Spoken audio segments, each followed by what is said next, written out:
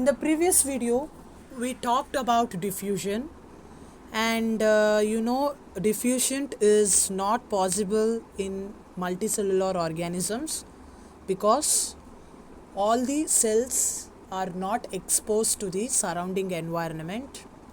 And we have also learnt what is the criteria to decide something is alive or not. Okay, if something is walking, sitting, then I can say they are alive. If there is some visible movements or if it's some molecular movements, I can say they are alive. What are the outside raw materials used by used for by an organisms? That is food and oxygen. Food is the outside raw material used by an organism to get energy, and to break that food, oxygen is also required from outside, and that is what the outside raw material required.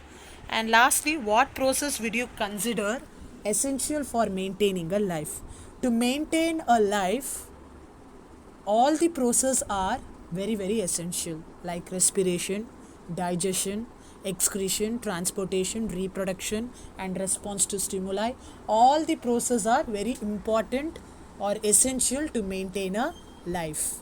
So let us study all this detailedly one by one. So first we have nutrition. So before going to nutrition, you all know that if we have to do any work, we have to have some energy. So we are getting energy through a source called food. So the food we eat is nothing but a nutrition, correct?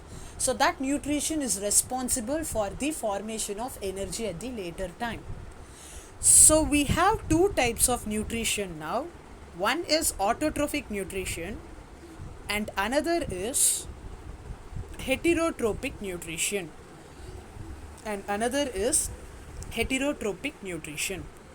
So what is that autotrophic nutrition means? Autotrophic nutrition means the organism which can prepare their own food.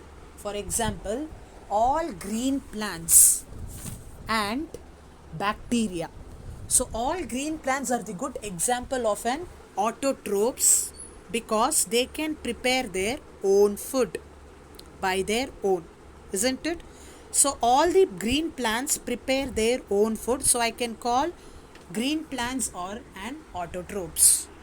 So how do they prepare their food? They prepare the food by a process called photosynthesis. Photo means light, synthesis means preparing. Preparing the food in presence of sunlight is called as photosynthesis. Only sunlight is necessary to prepare a food for plants? No. Actually, we require 4 things to prepare a food in plants. One is carbon dioxide, another is water, chlorophyll, and sunlight. What is this chlorophyll? Chlorophyll is a pigment present in every plant, especially present in every leaf, which is responsible for the color of a leaf in green. So you all know leaf is in green color. The color of the leaf is in green color due to a pigment called chlorophyll. This pigment is present in the every leaf, which is responsible for green in color. So this is an example of a photosynthetic reaction. 6CO2, you can able to see 6CO2 plus 12H2O when it is exposed to sunlight and in presence of chlorophyll, we are going to get 3 kind of products. One is glucose, oxygen and water. Oxygen is not required by the plant, so it is expelled out through the leaves, and water is required for the plant, so it is being kept in the plants itself, whereas glucose is not glucose is necessary for the plants. So that glucose, which is nothing but a carbohydrate, okay, that carbohydrate, it will keep it in the plants itself and utilize it whenever it require, and it gets energy.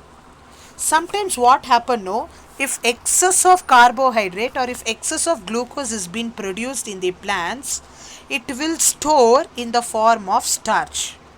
I repeat once, when excess of carbohydrate is being produced, it will be stored in the form of starch, okay, so that whenever there is a deficiency of this carbohydrate, this starch will be necessary to provide the food to the plants and utilize to get energy.